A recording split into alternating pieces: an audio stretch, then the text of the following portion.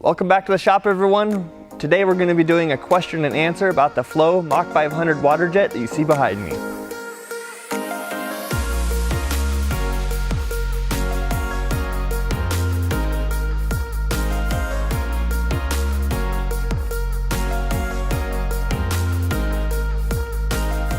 I'm going to be answering all your questions from how did this big gigantic thing get into the shop? What kind of life support does it take to operate it? How do you operate it? What kind of material does it cut? How thick will it cut? How fast does it cut? And then just basically its overall operations we'll take apart and we'll throw it in here and we'll actually cut it from start to finish, so stay tuned for that. So to answer the first question is, what is a water jet? This thing is actually pretty complicated, but in simplified terms, we can take tap water, we can boost it through a pump. The water comes out of this nozzle at plus the speed of sound. We mix in some abrasive with that water that's exiting the nozzle, put material underneath that water cutter, and we can cut stuff with it. We have CNC control of the machine, so we can position that jet anywhere we want.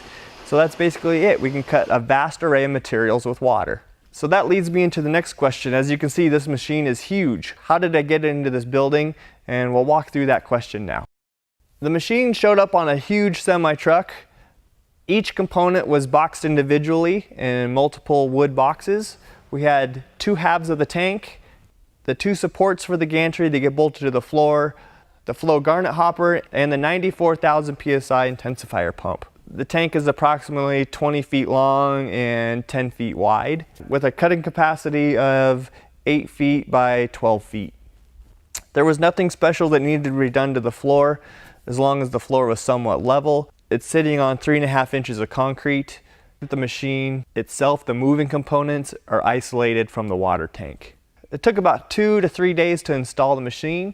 We just bolted the two tanks together with this cool gasket. They smashed this piece of hard rubber. It almost feels like a glue stick. And it's one big, huge, long piece that drapes and goes in between the two parts, and then they get bolted together. And this, I don't know what you call this thing, piece of rubber, some fancy rubber, gets smashed into like a pancake. And then put a piece of 1/2 inch flat bar so that the water jet doesn't cut it. And yes, this machine will cut the floor of this tank if it's held in one spot too long through the water.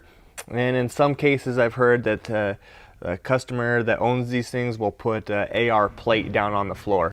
One of the questions I get all the time is, how much water does this thing use? It is a water jet, right? But it actually doesn't really use that much. It just uses the water line from the building, which is about 15 gallons a minute, but it really only takes about 5 gallons a minute to support this machine. But the first place that the water comes from the building is to this water filter over here. You don't really need filtered water if you got clean, but it just helps keep the components a little bit cleaner. And then from the water filter enters the intensifier pump. This is where all the magic happens. This is what makes this cool, is the 94,000 PSI intensifier pump. And how this thing works is a 50 horsepower electric motor that's run off of 100 amps from the building. The hydraulic pump pressurizes the pistons inside here, and this piston moves back and forth. And at the ends of those pistons it's necked down to a smaller rod, so we're gaining some mechanical advantage, and that is now compressing the water, sending the water out the lines and into this accumulator. And the accumulator's job is to take the pulses out of the strokes from the intensifier and just basically give the cutting nozzle clear, pulse-free 94,000 PSI water. Once you get to about 400-500 hours, it takes about an hour and a half, and you can rebuild the pump right here in the shop. And it's pretty cheap to actually rebuild these things. I just got back from a class to learn how to do it myself, so I'm excited to be able to maintain the pump myself right here in the shop. Let's take a look inside at the hydraulics. So this is pretty cool. There's our big 50 horsepower motor. That thing's awesome. And then our hydraulic pump. So what we have also is the water coming in from the filtered. It's going through a coolant system, and the coolant is just keeping the pump cool. The intensifier pump does not recycle tank water. It's always seeing clear, clean water. So out of the accumulator, the water is now pressurized and it's hops into this hard lines, and this is it. This is where the water goes. It follows the hard lines up and into this, what we call the whip stand, this flexible flagpole, and it follows the gantry. When the gantry is moving, it gives that flexibility so this hard line doesn't get a kink in it. The water enters the movable head of the gantry, or this what we call the Z-axis, and it's still hard lined into, this is a 5-axis XD cutting head, which it's going to be able to rotate in 5 dimensions, and it enters this cutting nozzle right here. The garnet and the water are mixing together, and it's exiting out of this nozzle at way above the speed of sound, combining into this stream, and this is what actually does the cutting. So now let's talk about how the garnet actually gets here also. It has its own path on how we get to the cutting head. So let's go talk about that now. Why do we need garnet? Well, garnet is an abrasive. It's a hard natural mineral that gets mined, and the garnet is what's actually hitting the material and causing some erosion to whatever we're cutting.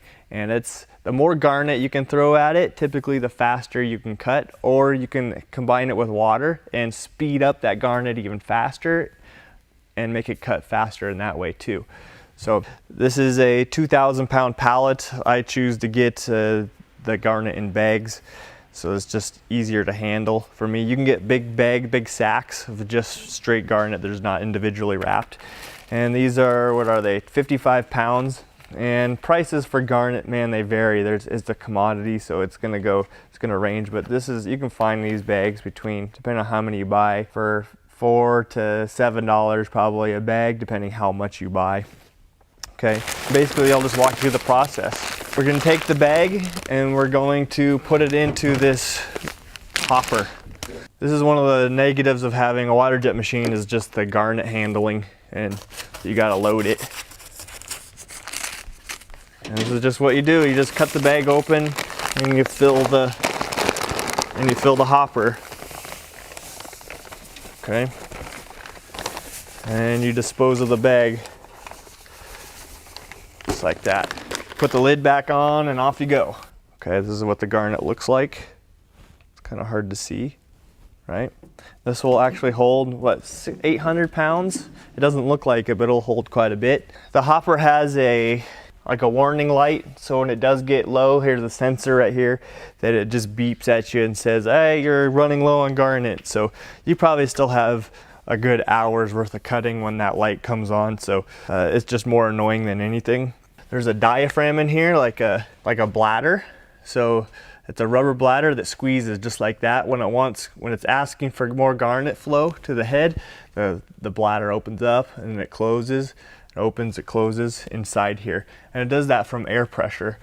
So the shop air, you need quite a bit. I have 53 CFM air compressor, rotary screw air compressor here in the shop. I'm thinking you probably need at least 20 CFM to be able to run this machine and your other shop tools, and it needs clean, dry air to operate this.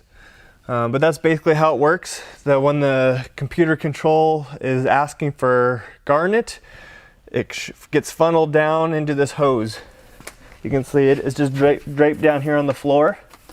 And then you can see it run behind me, and it's in this clear hose. This is all full of garnet. And it just makes its way through the machine and through the track, and it's just getting pushed up by vacuum, and the air pressure is just pushing it up into the machine and into the gantry and up and over and in. And you can see the garnet come into this little mixing chamber right here. And if we take this off, you have what you call a metering disc. This is what controls how much garnet is getting sucked into the machine. Because remember, this has a vacuum. It would suck your finger. Picture it like a carburetor in a car. You don't want to run too rich of fuel, and you don't want to be too lean either, because the computer knows how much garnet is supposed to be flowing. So it's going to change its speed accordingly to the thickness of the material. And when you get a clog, you take this apart and you blow the line out and you're off your running again. Is the garnet reusable after it's come out of the nozzle? Can you recycle it? And the answer is yes and no. There are machines that you can now clean the tank out put this garnet into a machine, it will separate all the yuckies from the good. So you can imagine what's in the bottom of this tank. There's aluminum filing, steel, wood, plastic, foam, a whole bunch of stuff that's stuck in with the garnet. Garnet is just one of those things. You want it clean. It's what you don't want to have problems. And two, when that garnet hits the material, it basically explodes. So it doesn't have the mass that it may need to be able to cut again. So yes and no, but mostly no, you cannot reuse it. There's a few ways to get the garnet out of the tank, and so you can imagine that once the tank starts to get full, you're going to want to remove it. The cheapest way, kind of, is just to literally remove the slats and use a shovel and shovel it into a bucket or a trash can and then haul it to the dump. You can tell that every pallet of garnet that goes in is going to end up at the bottom, so that can take a while. Another way to do it is I've seen guys have an excavator. They'll literally scoop it out like it's dirt and haul it away that way. The next way is you can actually buy from Flow is an auger system, or it's continually cleaning the tank basically and depositing the garnet outside of the tank into a big dumpster container in a big plastic bag, and then you can haul it away that way. Or the best way Flow recommended to me is to bring in the septic tank guys or the vacuum suckers, and they'll literally just vacuum the slurry out of the bottom of the tank, and you do that bi-yearly, once a year, every 3 months, depending on how much garnet you're dumping into this thing. You guys asked me, what is all this thingamadoohickey hanging off the side of the cutting jet? And this is an XD 5-axis head, and so it tilts back and forth from this joint right here, and then it actually pivots up at the top right here. And what this allows you to do is this cutting jet is now able to cut in any degree up to 60 degrees. So this can lay over 60 degrees at any angle. This is an accessory that Flow sells. This is called the compass, and you put this attachment on the end here, and it goes around the nozzle, and it floats up and down, follows your material, and it helps keep you from crashing the nozzle into your part. The 5-axis helps with taper, because anytime you cut the water is actually causing a taper. This has a compensation for removing the taper out of a part. So that's why you're seeing this thing dance all over the place, is it's optimizing your cutting angle.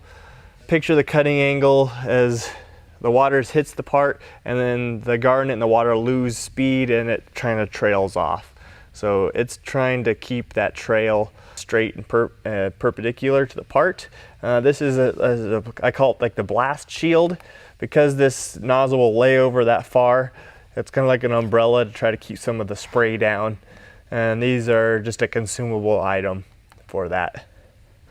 The cutting head has what we call an orifice, and this is the first thing that the water sees, and this is what actually builds up the pressure here, and it looks something like this. Okay, so check this out. Inside that cutting head you have your diamond orifice, which is 10,000ths of an inch. There is actually a little tiny diamond in there, and the water now has to move through this little tiny orifice. This is what pumps up the pressure, and this is like holding your thumb over the end of the hose. Now there is a space between the diamond orifice, what sits up in here in this head, and the mixing tube. So because there is a space in here, you can see that it's going to actually cause a vacuum, because that water is moving so fast now, and it actually will suck garnet into this chamber.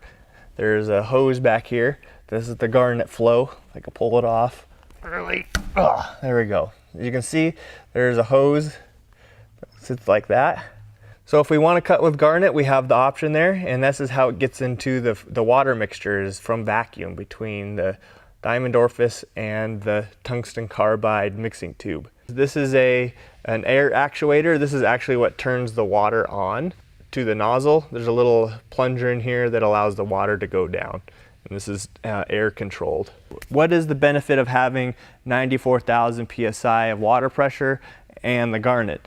To answer the first question, the higher the water pressure, it will help with cutting. So it's kind of in the debatable is that, oh, you don't need much water pressure, you just need to throw more garnet at it, because the garnet is actually what's doing the cutting. It's like an abrasive or sandpaper. There really isn't any cutting action really going on. It's more of just kind of like sanding the parts or sanding the thing apart. But there may be times where you don't need garnet as the cutting media. You can run just straight water. So a lot of food processing plants, if you're cutting anything with scissors, if you can cut a material with scissors, you can run just straight water. So the higher the water pressure is, the thicker the material or the more dense material you can cut with just water. And it's debated that you don't need this much water pressure, but if you think about it, the evolution of water jet machines is they've gone from 20, 30, 40, 50, 94, and I know that they're working on 120 PSI water jet cutters at the moment right now. So it's naturally the evolution of the machine. The more water pressure, the better. Having the higher water pressure doesn't necessarily mean faster cutting times. It's just going to help you with garnet consumable. It's going to help you not have to use so much garnet. This uses about a little bit less than 1 pound a minute of flow rate of garnet. So if you can cut that down, it's going to save you money on cutting parts as your overhead costs. One of the most popular questions that's come through is that what can this machine actually cut? And the answer really is just about anything, really. Everything from metal to food. So this machine, it gets used in the food processing. Believe it or not, your chicken nuggets that you eat are probably cut on a water jet. The cheesecake that gets cut on a water jet. Thick material like steel, no problem. This machine's capabilities is about 1.5 inches. I have cut a 3-inch thick plate with it. The thicker the material, just the slower it goes. What I've noticed when I'm cutting something is it's cutting about the speed of a bandsaw. The surface finish, I can change the surface finish how I want it to be. If I want it to be a smooth cut like that, I just slow the machine down a little bit. So that's some versatility there. It's not limited just by cutting a piece of solid. You can stack sheet metal on top of each other and it'll just blast through layers of material. It really doesn't care. Like I said, if you're not careful, it'll cut through your material and through the floor of the machine if you keep it in one place too long. So it really is not limited to by the thickness. Tube steel, you can cut through one side of tube steel and it'll poke out the other side, which is good and bad.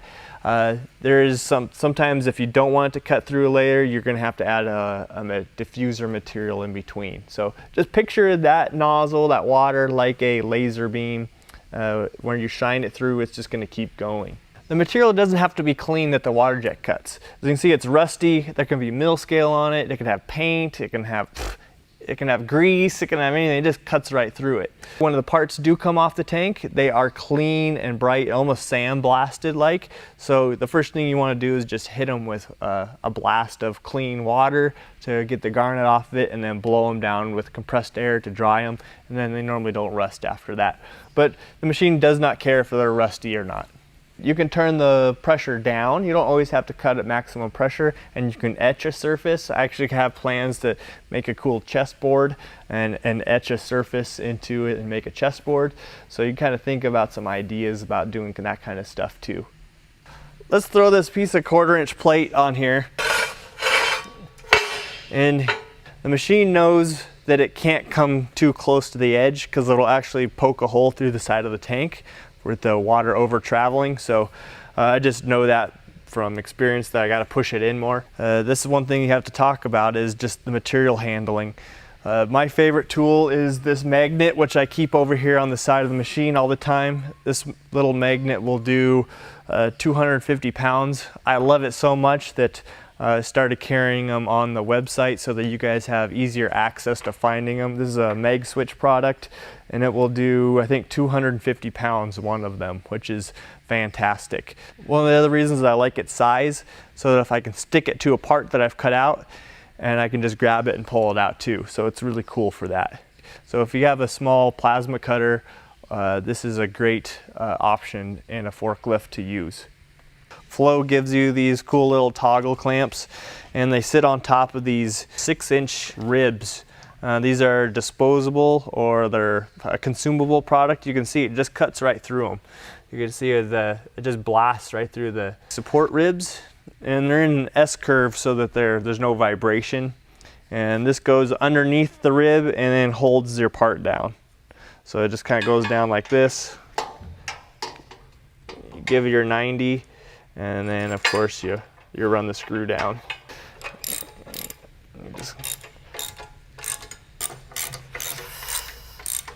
First thing I do in the morning is I come and turn the main power to the pump on, and then I come to the control panel on the side of the machine and I give it power. And the control panel, it's got a hard drive that's stuffed underneath here, and all the exterior controls are all waterproofed.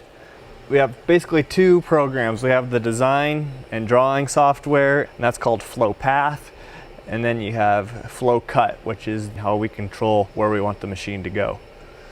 So the first thing I do is I go into Flow Path. So let's just draw a simple 2x2 square.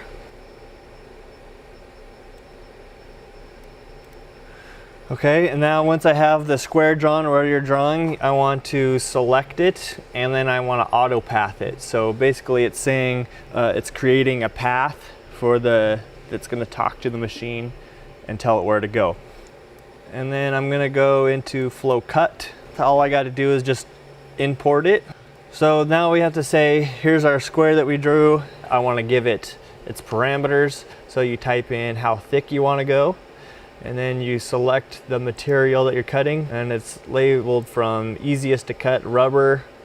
You can see all these different programmable materials. So you select your material: Delrin, fiberglass, Kevlar, micarta, phenolic, nylon, quartz, limestone, brake pad, literally a brake pad on there. It's funny. And these are all what Flow has set up to known for speed, how quickly the machine should cut for the hardness.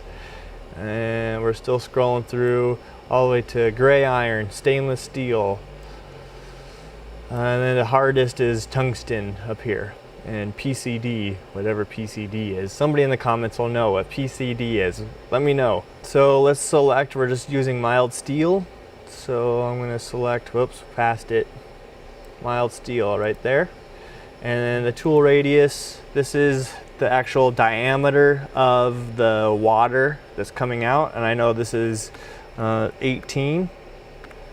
Okay, and then up here in the corner, these are our percentages. So 20% being the best, 100 being the fastest, and then of course you can do custom speeds in between there. So let's do 60% cut speed, and I hit OK. That's what I want to do, and I hit run machine. And when we first started up, we wanted to Z all the axes, which it just did.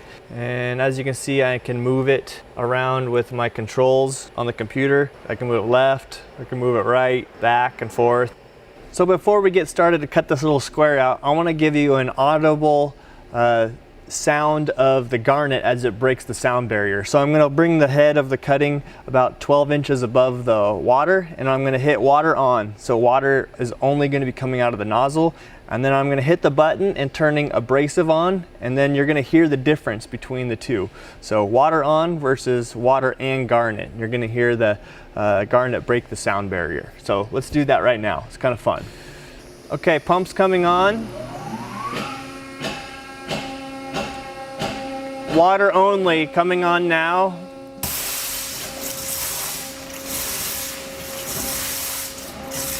Okay, abrasive on.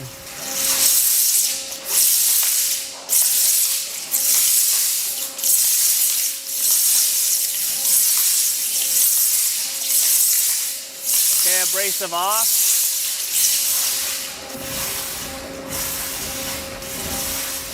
Water off. Pump off. I like to do that test if I have a clog inside the nozzle, and I know that I make sure that my garnet's flowing good. If I don't have running the compass, that nozzle can get too close to the surface and plug the mixing tube up to where you gotta take it all apart and then clean it back out again. But this is a test that I like to do just to make sure my garnet is flowing. So the first step that we got to do is find home. So what I got to do is I just position the work where I want to do my cutting, and I drop it down, the cutting head, to 100 thousandths off the work surface, and then I zero it and then call that machine home. And then that will line everything up from the computer and the machine are now thinking they're in the same place. And then I just find out where I want to cut. So let's just bring it to the edge right about there. And now basically we're ready to cut. All I have to do is turn the pumps on and hit go. We're going to make a first cut. We're cutting this square. Pump on.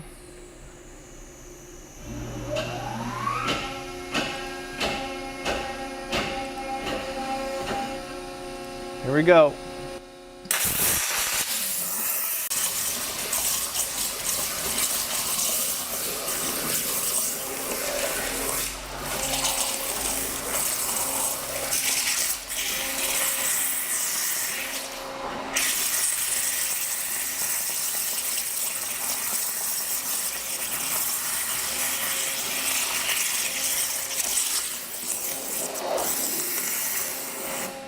So that took only a few seconds, and what you can see is that the part fell out. What we can do is we can add what you call a little tab, and it's just a little piece of metal that's going to hang on so it doesn't fall in the tank. So this is another drawback of a Waterjet machine, is that your parts will fall into the abyss. We can put a backing board underneath. It's called a rhino board. It's kind of like a honeycomb plate, and it'll prevent that from happening too.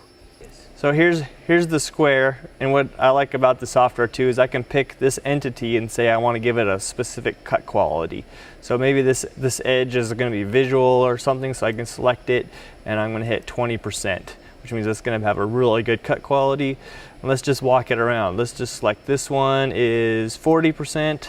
Let's select this one at 60%, this one at 80%, and this one at 100%. So when this part comes out, we'll be able to look at all the different cut qualities. All right, let's raise the water tank, and inside of this tank is a steel bladder that we can pump full of air, and it's just going to displace the water inside the tank, and we can raise and lower the water pretty quickly. It should be a little bit quieter, and we're going to cut this rectangle out now, so let's try that.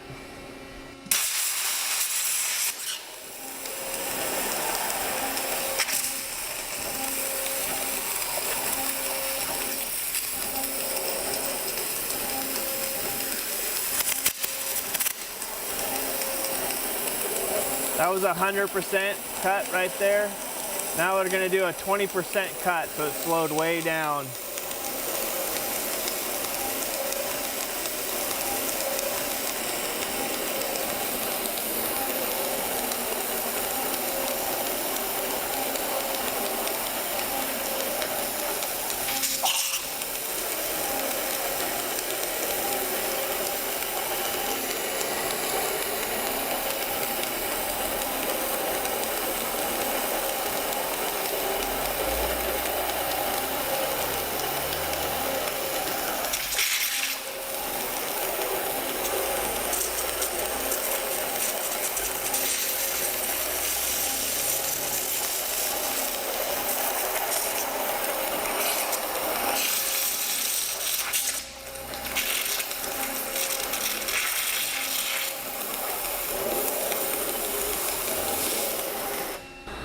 Cool. Let's look at that. Look at that. There's no cleanup. It's super nice. I mean, look how dirty this is. This is 20%. This is 40% on the side. That still looks really good. You can kind of start see a little bit jagged teeth. 60%. 80%. The cut quality is getting a little bit more chowdery. And then there's 100%. So overall, not too bad. Okay, we're gonna make this funny elliptical eye. This is a 45-degree chamfer on the outside and inside on this 1/4-inch plate. This would be super hard to replicate if you didn't have a machine like this. I wouldn't even know how I would make this part. So let's cut it out.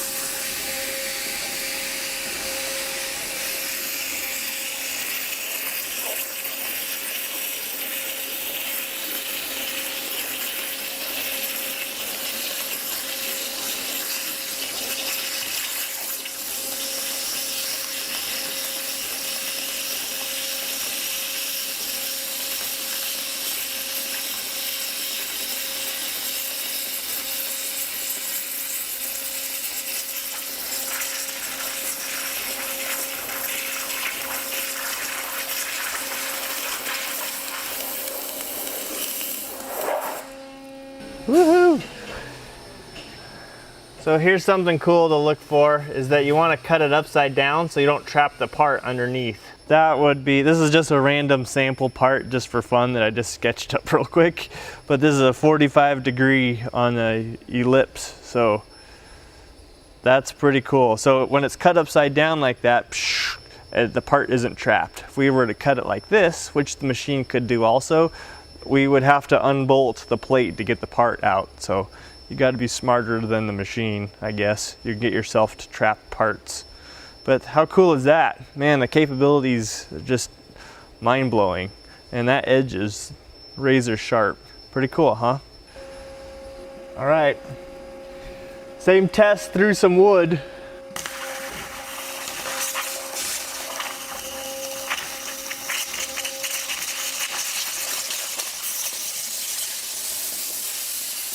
That's scary.